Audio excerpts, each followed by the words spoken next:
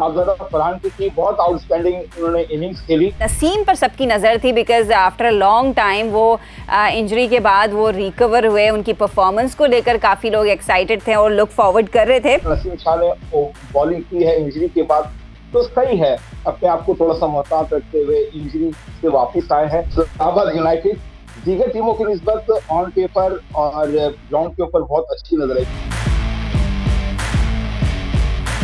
अस्सलाम वालेकुम एवरीवन, मैं हूं हिना दीदार and you're watching PSL 9 special show on Jio digital.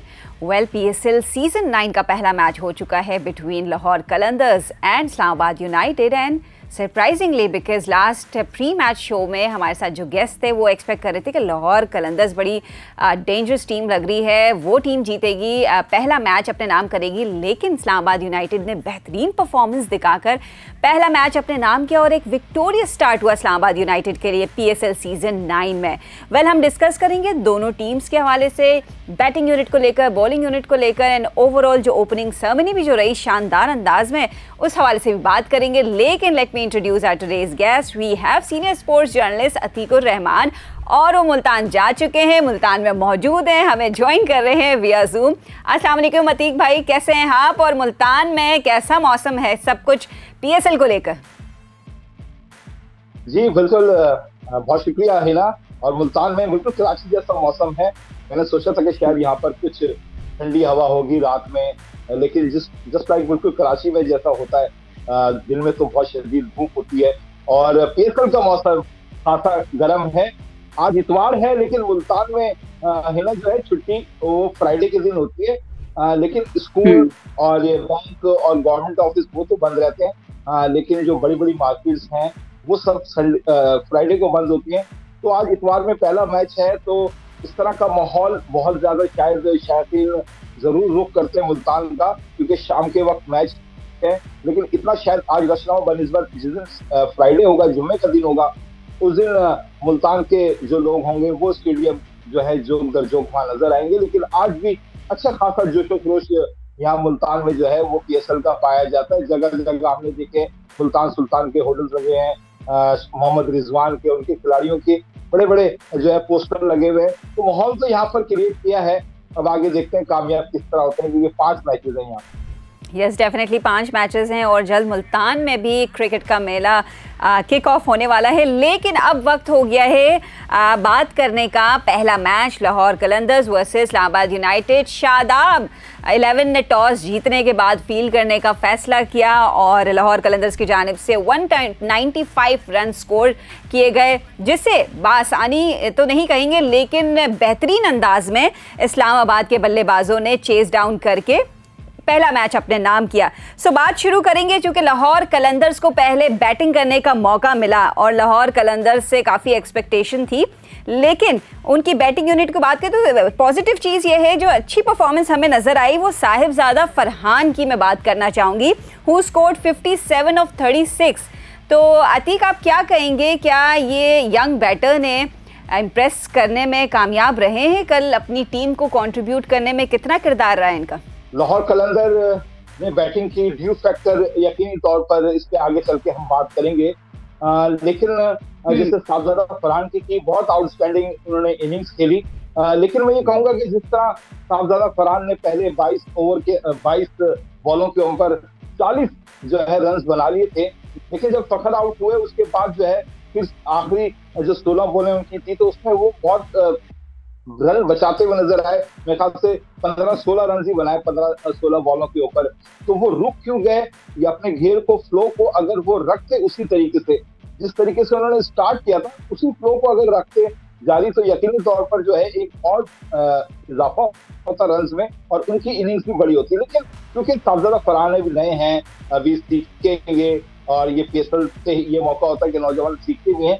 तो लेकिन जब फखर आउट हुए और उसके बाद मुल्तान अपना लाहौर कलंदर ने अपना घेर जो है वो घेर चेंज नहीं किया, वो पीछे से पीछे होते चले गए। अगर आप देखें तो उन्होंने 7 से जो 14-15 ओवर तक जो है 76 रन लाहौर कलंदर ने बनाए।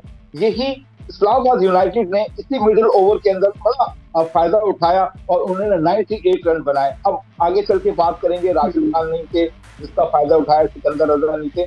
तो लाहौर कलंदर की कल बहुत सारी जो है खामियां भी नजर आई। अच्छा है शुरू में ही लाहौर कलंदर को अपनी खामियां जो है वो नजर आ गई कि हमें करना क्या है और किस तरीके से चलना है। अच्छा, ओवरऑल अगर इनकी बैटिंग यूनिट की बात करें तो अतीक, आप समझते हैं क्या बैटिंग यूनिट वेल प्रिपेयर्ड आपको नजर आई है कल? देखिए, मुझे ऐसा लगा कि ज्यादातर एहसार फखर जमान पे किया जा रहा है या वेंडी रोसन जो है उन दोनों पर है बहुत ज्यादा। लेकिन दोनों, जिस तरह मैंने पहले भी जो प्रोग्राम हुआ था, खैर उसमें बहुत सी बातें क्योंकि नेट अच्छा नहीं था, रिकॉर्डिंग सही नहीं हो सकी, मैंने यही कहा था कि जो प्लेटिनियम लाहौर कलंदर के तीनों खिलाड़ी हैं, शाहीन शाह अफरीदी, वेंडी रोसन और फखर जमान, तीनों जो है इस वक्त अपनी फॉर्म के अंदर नहीं है। फखर जमान की भी अगर आप देखें आखिरी 6 मैचेस के अंदर एक 50 है, वेंडी रोसन की भी जो है 1-50 लगा। शाहीन शाह अफरीदी अपने उस रिदम के अंदर नहीं है जिस तरह होते हैं लोग। उनकी रफ्तार की बात करें, उनकी रफ्तार हमेशा यही रही है, लेकिन वो शुरू न्यू बॉल के अंदर जो विकेट लेते हैं वहां थोड़ी सी जो है वो कमी जरूर नजर आ रही है। तो ये लाहौर कलंदर के थोड़े मसले मसाइल हैं राशिद खान के खास तौर पे जो है, क्योंकि मिडिल ओवर के अंदर राशिद खान बड़ी अहम विकेट लेते थे। अगर देखें आप, लाहौर कलंदर ने 62 पे 2 आउट कर लिए थे इस्लामाबाद यूनाइटेड के, और वो 6 ओवर के अंदर हुए थे। लेकिन उसके बाद फिर राशिद खान आते थे जो विकेट लेते थे, और फिर जो है लाहौर कलंदर को नहीं मिल सका, और जिसकी वजह से सलमान अली आगा ने आते ही जो है वो शुरुआत की हिटिंग शुरू की, और उसके देखा देखी शादाब पीछे नहीं हुए, शादाब भी जो है एक कदम आगे बढ़ाया और उन्होंने हिटिंग शुरू कर दी। तो ये होता है कि देखा देखी, ये नहीं होता कि आप मार रहे हैं तो मैं रुक जाऊं। कल ये दोनों शादाब और सलमान में नजर आए, तो दोनों ने मारना शुरू कर दिया। ऐसा नहीं हुआ कि आप मारो मैं रुका हुआ हूं, दोनों ने मारा। इस्लामाबाद यूनाइटेड की बैटिंग की हम बात करेंगे आगे जाकर, लेकिन अब बात कर लेते हैं इस्लामाबाद यूनाइटेड की बॉलिंग को लेकर, because Shadab won the toss and they decided to bowl first. तो बॉलिंग यूनिट वैसे लाहौर कलंदर से कंपैरेटिवली अगर हम बात करें तो हमें बॉलिंग यूनिट लाहौर कलंदर्स की ज़्यादा स्ट्रॉन्ग लग रही थी, लेकिन नसीम पर सबकी नज़र थी, because after a long time वो इंजरी के बाद वो रिकवर हुए। उनकी परफॉर्मेंस को लेकर काफ़ी लोग एक्साइटेड थे और लुक फॉरवर्ड कर रहे थे। तो नसीम ने आपकी उनको ओवरऑल परफॉर्मेंस, नसीम किस तरह फिट नजर आए? 1 विकेट ली, उनकी इकॉनमी 9 रही है, तो ओवरऑल नसीम का कंट्रीब्यूशन कितना नजर आया आपको? देखें आप, मैंने इसमें भी कहा था कि इस्लामाबाद यूनाइटेड ने जो ड्राफ्टिंग के अंदर बहुत ही अच्छी पिकिंग की है, मेरे ख्याल से टीम ऑफ द वॉच होगी इस्लामाबाद यूनाइटेड इस वक्त इतनी मंजी हुई है। जिस तरह आपने कहा कि लाहौर कलंदर की बॉलिंग बहुत अच्छी है, लेकिन मैं कहता हूँ कि इस्लामाबाद बैटिंग के साथ साथ बॉलिंग बहुत अच्छी है। उनके पास 6 बॉलर्स ऐसे हैं जो बैक वक्त एक मैच में खेल सकते हैं। सलमान अली आगा भी आपने जैसा, ये इमाम नसीम भी है, तो ये सब चीजें हैं। लेकिन आपने बात की नसीम शाह की, नसीम शाह यकीनी तौर पर एक इंजरी से वापस आए हैं। फास्ट बॉलर की कंधे की इंजरी बड़ी डेंजरस होती है, और उसके बाद उनको मैच प्रैक्टिस भी नहीं मिली। उन्होंने प्रैक्टिस जरूर की क्योंकि मैचेस तो मिले नहीं उनको, प्रैक्टिस जरूर की। एक अगर उस तरीके से देखा जाए जिस तरह नसीम शाह ने बॉलिंग की है इंजरी के बाद, तो सही है, अपने आप को थोड़ा सा मोहतात रखते हुए इंजरी से वापस आए हैं, तो रिदम में आएंगे।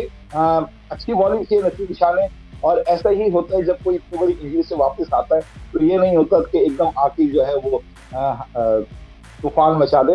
तो नसीम शाह की ओवरऑल बॉलिंग सही रही अगर इंजरी के बाद जिस तरीके से उन्होंने बॉलिंग की है। बिल्कुल, और चूँकि नसीम शाह को वाकई लोग काफ़ी फॉलो कर रहे थे और क्यूरियस थे कि उनकी परफॉर्मेंस कैसी रहती है, लेकिन उनके साथ साथ शादाब खान का भी बहुत अहम रोल रहा। ही टुक 1 विकेट, उनकी इकॉनमी 6 रही, एंड ऑल्सो मिल्स का ज़्यादा कंट्रीब्यूशन है। उन्होंने 2 विकेट्स लेने में, वो भी क्रूशल विकेट, क्योंकि साहिबजादा फरहान जब अपने मोमेंटम में थे तो वो विकेट उन्होंने ली और एक मोमेंटम तोड़ने की कोशिश की लाहौर कलंदर्स की। इस्लामाबाद यूनाइटेड की बॉलिंग यूनिट को कैसे रेट करेंगे, क्योंकि अब तक हमने 2 टीम्स को मैदान में उतर हुए देखा है, तो कहां स्टैंड करती हुई नजर आ रही है और कितना आगे स्ट्रांग होती हुई नजर आएगी इस्लामाबाद यूनाइटेड की बॉलिंग यूनिट? देखिए, इस्लामाबाद की मैं फिर वही बात करूंगा, मैं कल के मैच के हिसाब से नहीं कह रहा कि होता है बहुत से एक मैच देखने के बाद कहते हैं इस्लामाबाद यूनाइटेड तो मुझे फाइनल जीतती हुई नजर आ रही है, लेकिन इस्लामाबाद यूनाइटेड दीगर टीमों की निस्बत ऑन पेपर और ग्राउंड के ऊपर बहुत अच्छी नजर आई। जिस तरह ऑन पेपर वो PSL से पहले नजर आई थी, ऑन ग्राउंड भी वो इसी तरीके से मजबूत नजर आई है। उनके पास स्पिन अटैक भी अच्छा है, उनके पास तीनों भाई जो उबैद शाह, हुनैन शाह, नसीम शाह फास्ट बॉलर है। बिल्कुल, हम इस्लामाबाद यूनाइटेड की अब बैटिंग की बात करते हैं। इस्लामाबाद यूनाइटेड को जब चेस करने का मौका मिला तो शादाब और आगा सलमान की जो परफॉर्मेंस रही है, बैटिंग रही है, वो काफ़ी शानदार और विक्ट्री हासिल करने में उनका अहम किरदार रहा है। Shadab Khan scored 74 of 41 and Agha Salman 64 of 31। तो दोनों की ज़बरदस्त परफॉर्मेंस रही। और जहाँ प्रेशर की आप बात कर रहे थे, मैं चाहूँगी आप कंटिन्यू करें कि शादाब डेफिनेटली बहुत क्रिटिसिज्म का शिकार थे उनकी स्पिन बॉलिंग को लेकर, उनकी ओवरऑल परफॉर्मेंस को लेकर, और फिर पीएसएल में वो अपने टीम के कैप्टन भी हैं। तो how much did Shadab impress you with his performance? देखिए, शादाब तो बहुत ज़्यादा अंडर प्रेशर थे। वर्ल्ड कप में उनकी बहुत मायूसकुन परफॉर्मेंस रही और उसके बाद फिर वो इंजरी का शिकार हुए और फिर वो जाके उन्होंने लीग खेली, वहाँ भी बहुत ज़्यादा अच्छी परफॉर्मेंस नहीं रही। तो यकीनी तौर पर शादाब जो जिस तरीके से उन्होंने कल बॉलिंग के अंदर भी और खासतौर पर बैटिंग के अंदर परफॉर्मेंस किया है, तो उस अंडर प्रेशर को कम किया है। और शादाब का इस तरह कमबैक करना यकीनी तौर पर ये ना सिर्फ इस्लामाबाद यूनाइटेड के लिए अच्छी बात है, बल्कि हम तो कहेंगे पाकिस्तान टीम के लिए अच्छी बात है कि शादाब जो है वो दोबारा से अपने जो है रिदम के अंदर नजर आ रहे हैं। अब इस मोमेंटम को बरकरार रखना शादाब के लिए, लेकिन मैं खासकर सब शादाब, सलमान अली आगा की आउटस्टैंडिंग उन्होंने दोनों ने बैटिंग की। लेकिन हमें ये भी देखना होगा कि लाहौर का मिसिंग पार्ट था राशिद खान, जिसको बार बार हम जिक्र कर रहे हैं। राशिद खान के अंदर अगर आप देखें तो सबसे ज्यादा अगर लाहौर कलंदर को 2 बार चैंपियन बनाया तो राशिद खान का किरदार बहुत अहम रहा है। मिडिल ओवर के अंदर जो विकेट लेते थे राशिद खान 7 से 16 ओवर 15 ओवर के दरमियान, वो राशिद खान का बहुत अच्छा मजबूत एरिया था और वो नहीं है। अब सिकंदर रजा अभी तक नहीं आया, आ जाएंगे सिकंदर रजा, ज्वाइन कर लेंगे लाहौर कलंदर को, लेकिन स्पिन इनका अच्छा नहीं है। लेकिन स्पिन के साथ साथ ही ना, मैं ये भी कहूंगा कि लाहौर कलंदर की जो फास्ट बॉलिंग है तीनों, उन्होंने भी कल अच्छी बॉलिंग नहीं की। बिल्कुल, मैं इसी पर आने वाली थी, बॉलिंग यूनिट पर यही बात करने वाली थी। देखिए, Rashid Khan was a major missing for Lahore Qalandars, क्योंकि राशिद खान के होने से डेफिनेटली लाहौर कलंदर की जो स्ट्रेंथ है वो नेक्स्ट लेवल हो जाती है। लेकिन एक तो फैक्टर ये था कल लाहौर कलंदर्स की डिफीट का कि राशिद खान की अनअवेलेबिलिटी थी। लेकिन फिर भी एक एक्सपीरियंस बॉलिंग यूनिट है जहाँ शाहीन शाह अफरीदी हैं, जमान खान की डेथ बॉलिंग है, हारिस रऊफ हैं।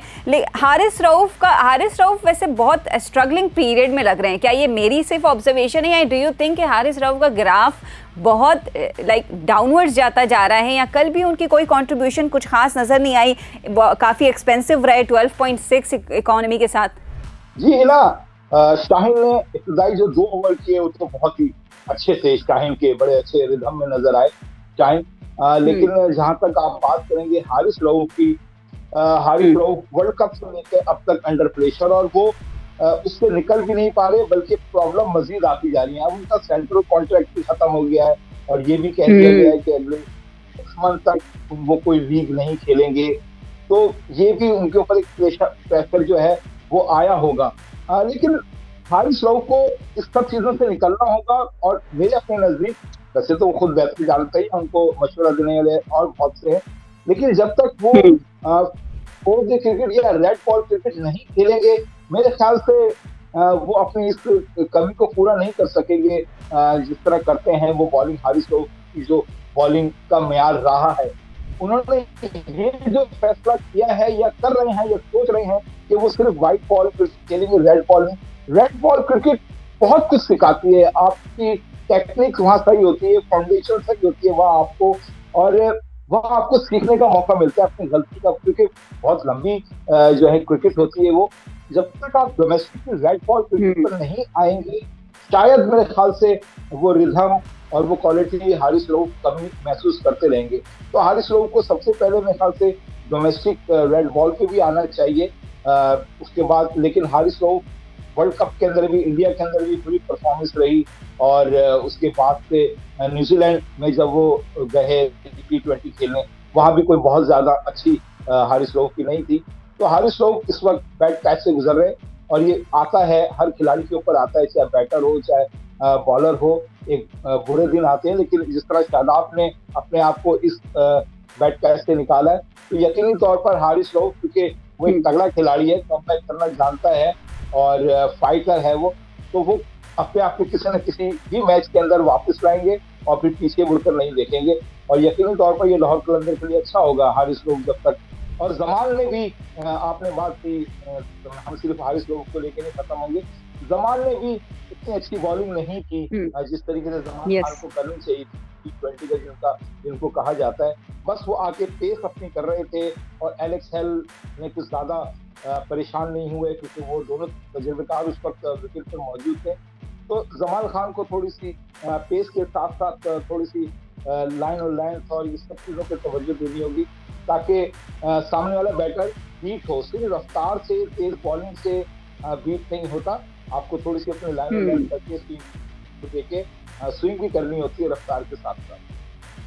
Yes definitely. वेल ओवरऑल अगर हम बात करें तो डेफिनेटली लाहौर कलंदर्स की डिफीट का जो सबसे मेजर रीज़न है उनकी बॉलिंग यूनिट अपने जो स्ट्रेंथ है उस पर इतने उतरती हुई नज़र नहीं आई, कमज़ोरियां हमें नज़र आई, कुछ शॉर्ट कमिंग्स थी। लेकिन अभी पहला मैच था, इस्लामाबाद के लिए काफ़ी उनके फेवर में साबित हुआ और इस्लामाबाद की जीत में भी उनके कैप्टन का बड़ा मेजर रोल है और ओवरऑल वो वेल प्रिपेयर्ड नज़र आए। लेकिन अब हम थैंक्स करेंगे, thank you so much Atiqur Rahman. आप डेफिनेटली अब मुल्तान में भी मैचेस शुरू होने वाले हैं, हम आपसे मुलाकात करेंगे मुल्तान सुल्तान वर्सेस कराची किंग्स के पोस्ट मैच में और आप सबसे भी हम मैच 2 और मैच 3 की पोस्ट मैच डिस्कशन कर रहे होंगे और उसमें आपसे भी हम कुछ गपशप करेंगे, अतीकुर रहमान से भी हम गपशप करेंगे, मोस्ट प्रॉबेबली फैज़ान लखानी भी हमें ज्वाइन कर रहे होंगे। तो आज के लिए इतना ही, आप सबका बहुत शुक्रिया, अपना ख्याल रखिए, अल्लाह हाफ़िज़।